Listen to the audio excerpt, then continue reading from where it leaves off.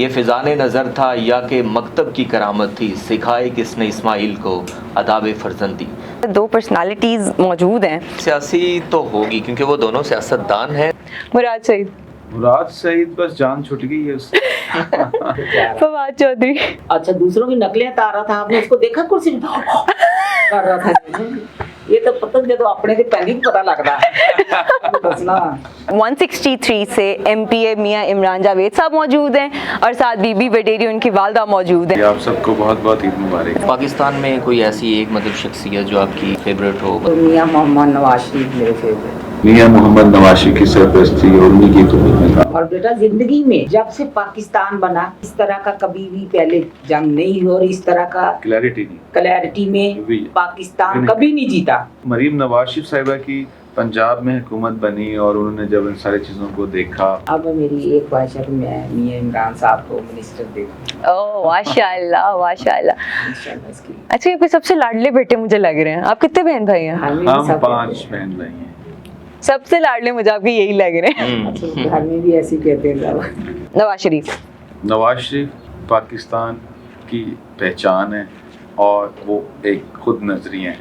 السلام علیکم. تمام اہل اسلام کو عید الاضحیٰ کی ڈھیر ساری خوشیاں بہت مبارک ہو. عید الاضحیٰ کا دن اثار، قربانی اور محبت کا دن ہے، اور یہ ہمیں حضرت ابراہیم علیہ السلام کی ایک قربانی، یادگار قربانی کی جو ساکھ قائم کی گئی تھی اس کی یاد دلاتا ہے. حضرت ابراہیم علیہ السلام نے ہمیں ایک درس دیا کہ ہم اللہ کی رضا کے لیے اپنی ہر چیز قربان کر سکتے ہیں، چاہے وہ کتنی ہی کیوں نہ قیمتی ہو. کیونکہ علامہ اقبال فرماتے ہیں یہ فضان نظر تھا یا کہ مکتب کی کرامت تھی، سکھائے کس نے اسماعیل کو آداب فرزندی. ناظرین میں ہوں آپ کا ہوسٹ زہیب انجم اور میں ہوں فاطمہ وسیم، اور آپ لوگوں کو اسٹار ایشیا عید اسپیشل پروگرام کے اندر خوش آمدید کہتے ہیں. آج ہمارے جو گیسٹ ہیں ان سے تو ہم آپ کو ملوائیں گے جبکہ وہ کسی بھی تعارف کے محتاج نہیں ہے، کسی بھی انٹروڈکشن کے محتاج نہیں ہے، ان کا نام ہی کافی ہے. لیکن اس سے پہلے چونکہ یہ عید کا شو ہے زہیب، تو میں آپ سے پوچھنا چاہوں گی آج بہت ہی بزی روٹین رہنے والی ہے ہماری، تو آپ صبح صبح کیسے اٹھ کے آ گئے؟ بس دیکھ لیں جو اینکرز حضرات ہوتے ہیں جنہوں نے جا کے جو ہمارے ناظرین ہیں ان کو انٹرٹین کرنا ہوتا ہے، ان کی مجبوری بھی ہوتی ہے، اور پھر ہم محبت ہی اتنی کرتے ہیں اپنے ناظرین سے کہ ہمیں وہ ایٹومیٹیکلی ہماری آنکھ کھل جاتی ہے کہ ہم یہ چاہتے ہیں کہ ہم جا کے ہم تو سارا دن بیزی رہیں گے، بالکل انٹرٹینمنٹ لوگوں کو دیں گے. تو اس لیے بس اللہ کی طرف سے ہی میری آنکھ کھل گئی اور میں نے نماز ادا کی، اس کے بعد آئے اور آ کے اپنا پروگرام کی تیاری کی. اچھا آج کے جو پروگرام کی ہم نے تیاری کی ہے ان میں جو ہمارے ساتھ دو پرسنالٹیز موجود ہیں، ہم ان سے آپ کی ملاقات کرائیں گے، لیکن آج ہم ان سے تھوڑی سی سیاسی باتیں نہیں کریں گے، تھوڑی سی ذرا شغلی باتیں کریں گے عید سے ریلیٹڈ، جو انہوں نے جس طرح سے دن گزارنا ہے اور جیسے انہوں نے اپنے دوستوں کو ملنا ہے یا عید ملن پارٹیز کرنی ہے یا جو بھی کرنا ہے. آج ہم ان سے ذرا اس حوالے سے بات کریں، روٹین سے ہٹ کے بھی ذرا بات ہونی چاہیے. ہر وقت سیاسی باتیں کیا کرنی ہے، کیا خیال ہے؟ نہیں سیاسی تو ہوگی کیونکہ وہ دونوں سیاست دان ہیں، تو وہ تو بالکل ہے. ہم یہ کر سکتے ہیں کہ پہلے ہم عید کی ڈسکشن کر لیں اور اینڈ پہ ہم ایک جو مرحلہ ہے وہ سیاست کی طرف لے جائیں گے. تو چلیں ہمارے ساتھ حلقہ پی پی 163 سے ایم پی اے میاں عمران جاوید صاحب موجود ہیں اور ساتھ بی بی وڈیری ان کی والدہ موجود ہیں، تو انہیں خوش آمدید کہتے ہیں. السلام علیکم سر. وعلیکم السلام جی. آپ سب کو بہت بہت عید مبارک. سر آپ کو بھی بہت بہت، میم آپ کو بھی بہت بہت عید مبارک. تھینک یو بیٹا، آپ سب کو بھی بہت بہت عید مبارک. تھینک یو سو مچ. آپ کا ٹائم کا، آپ کا آنے کا، اتنے بزی اسکیجول میں سے سر آپ نے ٹائم کیسے نکال لیا ہمارے لیے، آپ ہمیں وہ بتائیں. دیکھیں یہ ایسی تو خیر بات نہیں ہے، انسان نے جو بھی، یہ بھی ایک وقت ہے، عید گزارنے کا سمے ہے، لوگوں سے ملنا جلنا ہوتا ہے. اس میں سے آج آپ کے ساتھ بیٹھ کے اپنی پاکستان کی قوم کے ساتھ باتیں کریں گے، ان کے ساتھ عید کی خوشیاں بانٹیں گے، تو یہ بھی میرا خیال ہے کہ ضروری ایک پہلو ہے، اور بڑا اچھا مجھے لگا آپ لوگوں کے ساتھ یہاں بیٹھنا. کیا بات ہے. اور میم آپ؟ ویسے تو بہت بیزی ہوتا ہے بیٹا، لیکن یہ بھی اچھی بات ہے ہم آپ کے ساتھ بیٹھے ہیں، آپ کے ساتھ عید کی باتیں کریں گے، لوگوں سے بھی اپنی خوشیاں شیئر کریں گے، تو میرا خیال ہے اچھی بات ہے. اچھا میم میں آپ سے یہ پوچھنا چاہتی ہوں کہ اوبیسلی خواتین کے لیے سب سے بڑا ایک وہ ہوتا ہے کچن سنبھالنا اور باقی ساری چیزیں، عید کی ساری تیاریاں کرنا، تو آپ کب تیاریاں سٹارٹ کرتی ہیں؟ عید کی تیاریاں تو بہت سال گزر گئے، بڑی تیاریاں کرتی تھی میں بھی، لیکن آج کل تو صرف ऑर्डर करने की तैयारियां करते हैं मियाँ साहब को ऑर्डर क्या करना है, बकरे इधर करने हैं, फिर वो घर में जो बेटियां हैं तो उनको बताना है कलेजी किसने पकानी है, चाँप किसने बनानी है, गोश्त किसने बांटना है कि, और मैं तो इनके साथ बैठ के वो बकरे जो होते हैं वो देखती हूँ, फिर गोश्त बांटना है, पूरे हल्के में भी जाना है, रिश्तेदारों में जाना है, करीबों में जाना है, तो मेरा ख्याल है शाम हो जाती है। सबसे पहले सुबह सुबह उठ के ये काम शुरू कर लेते हैं और शाम तक तो हम ये काम करते हैं। उसके बाद फिर थोड़ा सा रेस्ट करते हैं, रेस्ट करने के बाद फिर आपको पता कि रिश्तेदारों में आना जाना, दोस्त अहबाब आना जाना, मियाँ साहब के दोस्त मिलने मिलाने वाले, हल्के वाले, तो सारे इस तरह ईद का दिन बहुत बिजी गुजरता है, बहुत बिजी गुजरता है। तो दिन की शुरुआत कैसे करते हैं, किस नाश्ते से करते हैं? दिन की शुरुआत तो सुबह उठते हैं, पहले तो कुछ मीठा बनाया होता है, तो जिन लोगों ने कुर्बानी देनी होती है कोशिश करती हूँ, मैं तो हमेशा से रोज़ा रखती हूँ। अच्छा। तो ईद उल अज़हा ईद पढ़ के तो जैसे ही फिर मियाँ साहब आते हैं, बच्चे आते हैं, तो फिर कुर्बानी शुरू हो जाती है। तो फिर वो मैं बताया तो है आपको, कलेजी बनाते हैं तो सब फिर उससे रोज़ा खोलते हैं। अच्छा, सबसे मजे की बात है जो मैं पूछना चाहती हूँ कि कुकिंग मियाँ साहब को किसके हाथ की पसंद है, खाना उनके लिए कौन बनाता है? मियाँ साहब को आपको पता ऑब्वियसली सारे लड़कों को या बच्चों को माँ की कुकिंग बहुत पसंद होती है। बिल्कुल। जब मियाँ साहब की शादी हुई तो मियाँ साहब ने कहा माँ जी हीरा को ना आपने बढ़िया परोठे पकाने सिखा देने हैं। तो अब माशाल्लाह वो इतनी अच्छी कुकिंग करती है, मेरे से भी अच्छी करती है सारी चीज़ें। लेकिन अभी मियाँ साहब अभी फिर भी वालदा को ही जाती है फरमाइश या बीवी को? नहीं, ऐसी जाहिर बात है, माँ के हाथ का जो जायका होता है वो तो इंसान कहीं से नहीं मिल सकता। वो माँ जी से तो जाहिर बात उन्होंने सीखा है, तो शी कुक वेरी वेल और वेरी टेस्टी कुकिंग करती है और बड़े ध्यान से, और बट माँ के हाथ का जो टेस्ट होता है। तो सर कैसे सारा दिन गुजरता है ईद की, आपकी जो मसरूफियत है वो कैसे रहती है, और आप हल्के में जाते हैं या किस तरह से मैनेज करते हैं पूरा दिन? पूरे दिन की डिफरेंट एक्टिविटीज़ होती हैं। मतलब ईद का दिन होता है, सुबह नमाज़ पढ़ते हैं, वहाँ पे लोगों से मिलते हैं, फिर कुर्बानी करते हैं घर में वालदा से, और हम सारे बैठे होते हैं। हमारे हल्के के जो दोस्त यार अहबाब हैं और जो मुस्लिम लीग नून से मियाँ मोहम्मद से नवाज शरीफ साहब से चाहने वाले हैं, वो सारे सारा दिन फिर आते जाते रहते हैं, और साथ साथ कुर्बानी का गोश्त बन रहा होता है, वो तकसीम कर रहे होते हैं। तो इसी तरह से सारा वक्त जो है शाम तक उनके साथ गुजर जाता है इन्हीं कामों में। तो ये बेसिकली एक आप समझें कि हमारा फ़र्ज़ भी है कि गोश्त बनवाना और उनको मुस्तहिकीन जो उसके हक़दार हैं उन तक पहुँचाना। तो वालदा इस पर क्योंकि बड़ी इनका बहुत ध्यान देती हैं, और घर घर पहुँचाने का हमारी ज़िम्मेदारी होती है इनकी सरपरस्ती में। तो अल्हम्दुलिल्लाह वो जैसे जैसे इनके अहकामात होते हैं वैसे वैसे कोशिश करते हैं कि उसको खुशसलूकी से और ज़िम्मेदारी के साथ पूरे किए। अच्छा सर, मेरा एक सवाल है, वो सवाल ये कि लड़कों का शौक होता है मंडी जाके बकरे खरीदना। जी ऐसे ही। तो आप सियासी करियर में अपने आने के बाद, उससे पहले तो ऑब्वियसली आप जाते होंगे, सियासी करियर में आने के बाद भी क्या आप मंडी का रुख करते हैं, जाते हैं? तो क्या प्रोटोकॉल मिलता है और कैसे लोगों के साथ आप डील करते हैं? नहीं, वहाँ प्रोटोकॉल तो नहीं चाहिए होता। मेरे जो भाई हैं और दोस्त हैं हम सारे इकट्ठे होते हैं। अच्छा। और इकट्ठे होके हम मंडी चले जाते हैं, और फिर जो हमारे नसीब में कुर्बानी होती है हम देखते हैं, अपनी तरफ से कोशिश करते हैं कि खूबसूरत जानवर जो है वो हमें मिले। तो मोस्टली मुझे शौक़ है कि राजनपुरिया जो सफ़ेद कलर के बकरे होते हैं बगैर सींगों के, बच्चे भी उनसे खेलते हैं, तो वो ये मैं बताऊंगी फिर हम लेके आते हैं। और इनको सींग ना लगे इनकी बात से पिक कर लिया, क्योंकि इससे के एक्सपीरियंस काफ़ी होते हैं। तो आपको राजनपुरी के अलावा खुद ही जाते हैं सारे हम भाई मिलके और दोस्त मिलके जाते हैं। इस दफा भी ऐसे किया सही। लेकिन मंडी में जाना, मतलब कि मैं मंडी जाती हूँ, मैं अपना एक्सपीरियंस बताऊंगी तो मैं तो वहाँ से भाग जाती हूँ। हाँ, मैं जानवरों में नहीं खड़ी हो सकती, क्योंकि जहाँ जाके मैं खड़ी हुई थी ना, वहाँ पे इस बार हुआ ये कि जो पीछे मेरे वो खड़ा था, गाय भैंस जो भी जानवर खड़ा था बड़े वाला बच्चा, ठीक है, उसके इधर भी खड़े हुए थे, मैं सेंटर में थी। अब वो एक ने उधर से लात मारी, एक ने उधर से लात मारी, मैं सेंटर में थी, शुक्र है मैं बच गई, मैं भाग गई और शो की रिकॉर्डिंग के लिए मैं वहाँ पे भी गई हुई थी। तो मैं वहाँ से मैंने भागने की मैं उसके बाद वहाँ पे नजर नहीं आई تو منڈی کا میرا کچھ ایسا ایکسپیرینس رہتا ہے. ہاں نہیں, لیکن شروع سے ہی ایسے ہے کہ ہم جاتے ہیں اور اپنی پسند سے لیتے ہیں. تو کتنے ٹوٹل بکرے اور کتنے آپ کے جانوروں کی کتنی تعداد ہوتی ہے؟ بس جتنے اللہ تعالیٰ نے نصیب میں لکھے ہوتے ہیں وہ لے آتے ہیں. تو بی بی صاحبہ آپ سے میرا یہ سوال ہے کہ آپ یہاں سے پہلے آپ کی شادی سندھ میں ہوئی, تو جب آپ وہاں سے واپس پنجاب میں آئیں تو لوگوں کے جو دل تھے اس میں گھر کیسے کیا, اور یہاں پہ سیاست کا آغاز کیسے کیا؟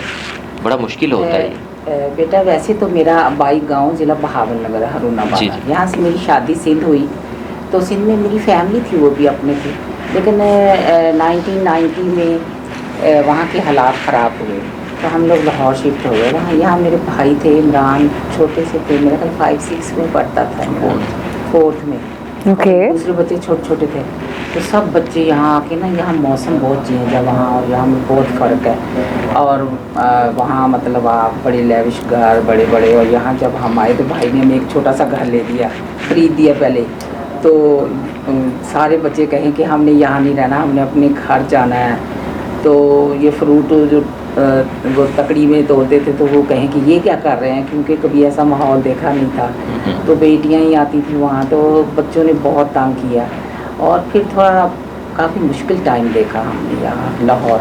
لیکن پھر آپ کو پتا تھوڑے سے میں شروع سے میری فیملی, میرے والد صاحب, میرے جو میری تھے وہ جیسے نا لوگوں کے مسائل سنتے تھے, تو وہ بھی مجھے شروع سے ملا ہوا تھا, جیسے کہتے ہیں وراثت میں ملا. تو پھر آہستہ آہستہ اپنے آپ کو اسٹیبل کیا اور ساری چیزیں چھوڑتے گئے اور آگے بڑھتے گئے, اور آج دیکھ لیں ہم کہاں کھڑے ہیں. تو یہ چیزیں ہیں تو بہت مشکلات بھی آئیں, بہت سارے معاملات بھی آئے, اور لیکن یہ کہ جیسے کہتے ہیں نا ہمت نہ ہارو تو اللہ تعالیٰ آپ کو منزل دیتا ہے. جی جی. چلتے گئے. میاں صاحب نے اسپیشلی میاں عمران صاحب نے بہت ساتھ دیا, چھوٹا سا ہی ہوتا تھا تو میرے ساتھ ہوتا تھا. تو یہ آپ کی وجہ سے آئے سیاست میں یا میں ان کی وجہ سے آئی, ان کا شوق تھا. واہ. نہیں ایسا تو نہیں ہے, آپ سندھ میں بھی تو کرتے تھے نا وہ دیکھو مطلب سندھ میں یہ تھا کہ وہاں قوم پرستی بہت تھی, تو جی اے سندھ والے اور بینظیر, تو ہم کہتے تھے, میں کہتی تو میاں صاحب نے 88 میں بینظیر کی حکومت آئی, 89 میں پھر ختم ہو گئی. اور تو آپ کو نہیں پتہ ہوگا, تو میاں صاحب نے ایک نعرہ لگایا, جاگ پنجابی جاگ تیری پگ نوں لگ گیا داغ. تو میں وہاں ادھر بیٹھی رہوں, میں کو ہو ہمارے میاں صاحب اتنے بیچارے اتنی پریشان ہیں. تو یہ جیسے نا ادھر رہ کے زیادہ یہ فیل ہوا کہ اپنا کلچر ہوتا ہے, اپنی برادری ہوتی ہے, جیسے پنجابی ہے تو پنجابیوں میں سے ہوتے ہیں بندہ, تو وہ اور زیادہ ان سے پیار بڑھتا گیا. اس لیے وہاں بھی تھا, شروع سے تھی. ویسے مجھے شروع سے میاں محمد نواز شریف سے بہت جنون تک تھا. تو پاکستان میں کوئی ایسی ایک مطلب شخصیت جو آپ کی دوسرا فیوریٹ ہو, مطلب وہ آپ کی فیوریٹ کوئی ایک شخصیت, خاتون سیاستدان ہو؟ خاتون سیاستدان جی, جن سے آپ نے موٹیویشن لی ہو کہ اچھا, کیونکہ پاکستان میں یہ بہت مشکل ہے کہ جو دوسرا یہاں کی جو ٹھیک ہے جو یہاں کی جو بھی ہیں مطلب خواتین, وہ جب سیاست میں آتی ہیں تو ان کو بہت سی مشکلات کا سامنا ہوتا ہے. تو آپ نے کیسے آ کے یہاں پہ سارا کنٹرول کیا اور ایک موٹیویشن لی؟ جو فیوریٹزم اگر آپ کہیں گے تو میاں محمد نواز شریف میرے فیوریٹ سیاستدان ہیں. تو اب میں شروع سے میں نا فالو کرتی تھی, لیکن بینظیر ماشاء اللہ بہت اچھی تھی, لیکن کیونکہ میری پارٹی بڑی دلیر تھی. اس کے بعد میں خود بزنس بھی کرتی تھی, تو بزنس وومین جو ہے آپ کو پتہ تھوڑے سے اس کے لیے اور زیادہ مشکلات آتی تھی. تو یہاں لوگ اکثر جو مرد حضرات تھے تو پتہ چلتا تھا ویڈیو تھے کہ بیٹھی ہے وہ کام کر دیا, اچھا وہ کلاس اچھا دیکھتے ہیں کی کر لیں. کئی دفعہ اور اتنی مردوں سے بھی لڑائی لڑی. میرا تو حلقہ بھی بہت خطرناک تھا جہاں میں بیٹھی تھی. سارے یہاں کے ہمارے مطلب گاؤں جیسے ہی لوگ تھے بیٹا جب ہم آئے تھے. میں خود کیونکہ گاؤں کی تھی اور زمیندار کی بیٹی تھی, تو مجھے یہ چیزیں مشکل نہیں لگتی تھی. مشکل آتی تھی, بہت زیادہ مشکلیں آئی ہیں. کئی دفعہ میں آپ کو بتاؤں, ایک دفعہ ایک اسلام آباد سے میں نے ایک پلاٹ خریدا, آرمی کا کوئی بندہ تھا, میجر تھے یا, تو ادھر سے لوگوں نے ان کو کہا کہ آپ ہمیں دے دو, ہم خود ہی دیکھ لیں گے بیوی کو. तो दिस एंड दैट। तो मैंने उसने मुझे कहा कि मैंने बेचना ही नहीं है। मैंने कहा आपने मतलब लिख के हमें बुलाया, इस्लामाबाद आए, बयाना किया, ऐसे कैसे हो सकता है? तो अगर आपको चाहिए तो मैं और ले देती हूँ आपको। तो कहते नहीं ऐसे नहीं। वो मुझे फलां ने कहा कि ये आपकी तो फाइल ओपन है, आपका तो नाम ही है। कि मैंने कहा मैं एक लेटर लिखूँगी तेरे अदारे को तो तुझे समझ आ जाएगा तेरा नाम आता कि नहीं आता। मैम स्ट्रॉन्ग वर्ड्स के साथ चलिए, मतलब कि आपके पूरे अपने सियासी करियर में। और सर आप मुझे बताएं कि आप वो किस विजन के साथ, आपको क्या लगता था कि सियासत ज्वाइन करनी चाहिए नहीं करनी चाहिए? चूँकि समथिंग्स हमारा किसी भी हम फैमिली बैकग्राउंड में जितना मर्जी जैसा मर्जी हो, हर बच्चा उस फील्ड में नहीं जाता। बिल्कुल ऐसे ही है। तो आप क्या सोच के सियासत में आ गए? देखिए मैं जो हूँ मेरी वालदा जो हैं वेरी ये वेलफेयरली लोगों के मसाइल सुनती थी और उनको हल करने की कोशिश करती थी। इनके पास कोई डेजिग्नेशन नहीं था, कोई पावरफुल ऐसे कोई पोर्टफोलियो नहीं था, but she is always available for the people. Exactly. तो वहाँ से एक मोटिवेशन होता था कि देखते थे कि यार लोग आते हैं तो फिर लोग जब वालदा से मिलते हैं और फिर वो उनके काम होते हैं और वो दुआएं देती हैं, तो वो एक इंसान के अंदर एक चीज़ जो है वो डेवलप होती है।